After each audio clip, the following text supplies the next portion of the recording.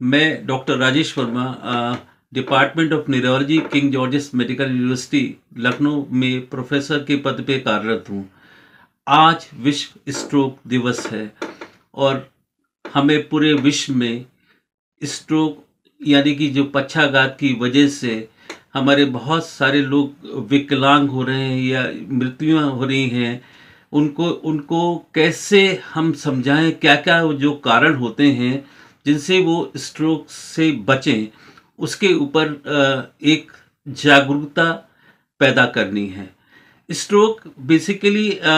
जब हमारे ब्रेन की जो खून की नलिकाएं होती हैं वो क्लॉट की वजह से अवरुद्ध हो जाए तो थक्का जनित स्ट्रोक हो जाता है, और अगर खून की नलिकाएं कमजोर पड़ जाती हैं तो वो फट जाती हैं। जब हाई ब्लड प्रेशर होता है तो ब्रेन के अंदर ब्लड इकट्ठा हो जाता है, जिसको हम लोग हिमोरेजिक स्ट्रोक कहते हैं। अब ये बेसिकली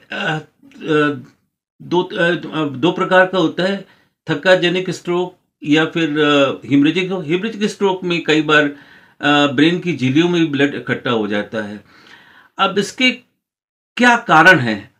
इसके प्रमुख कारण है हाई ब्लड प्रेशर यानी कि अनकंट्रोल्ड ब्लड प्रेशर, डायबिटीज यानी कि हाई ब्लड शुगर,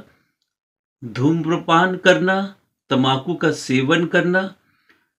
हार्ट की बीमारियां, मोटापा होना, सेडेंटरी लाइफस्टाइल यानी हम एक्सरसाइज नहीं करते हैं, डाइट पे हमारा कतई हम अनुशासनबद्ध नहीं होते हैं, जंक फूड खाते हैं, हम उचित नींद नहीं लेते हैं, तनावग्रस्त अवस्था रहती है या विषाद होता है, या हृदय की कुछ बीमारियां होती हैं, उसकी वजह से ये स्ट्रोक होता है। एक बार अगर स्ट्रोक होता है तो उसके जो प्रमुख लक्षण होते हैं उसमें हम कहते हैं कि अगर एक हाथ पैर में ताकत में कमी हो जाए, या एक हाथ पैर अचानक सुन्न हो जाए, या हमें आंखों से दिखाई न दे, या आंखों से दो दिखाई दे, या हमारी अचानक जवान लड़खड़ाने लगे,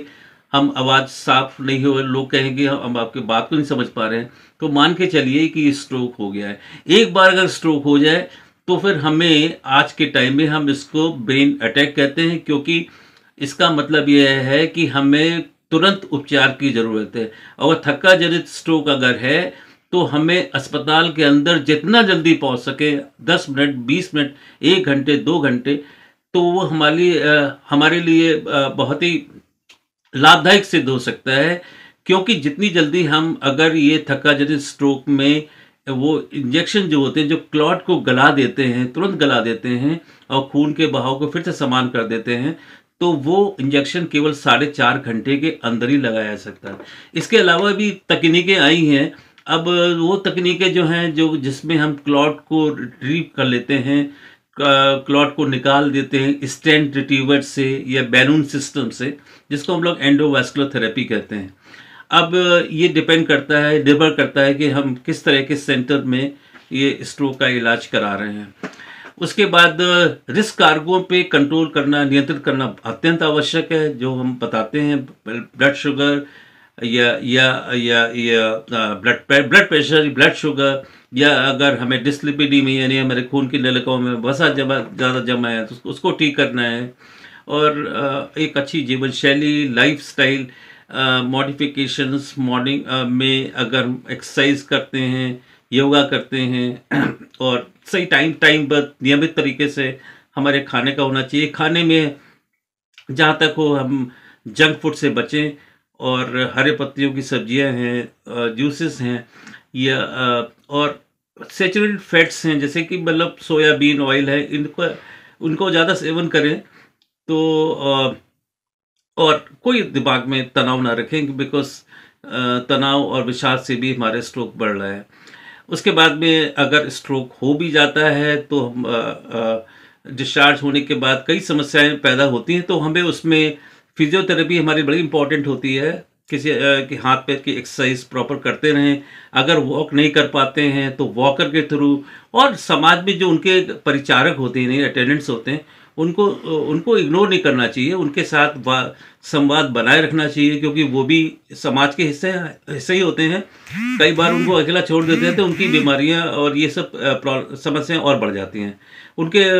उचित डाइट हो जिससे कि उनकी हड्डियां कमज़ोर ना हो, फ्रैक्चर्स ना हो।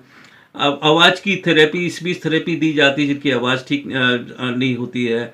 विषाद को ठीक करना चाहिए, विषाद नहीं होना चाहिए, पेशाब के रास्ते का इन्फेक्शन ना हो, और उनकी मेमोरी यानी कि उनके जो हायर मेंटल फंक्शंस होते हैं, याददाश्त या ये समाज में जुड़ने की जो क्षमता होती है, उसको जितना बनाए रखने की कोशिश करेंगे उतने ये हमारे मरीज जल्दी स्वस्थ होंगे और हमारे समाज में अपनी उपयोगिता बनाए रखेंगे। Radio KGM 89.6 FM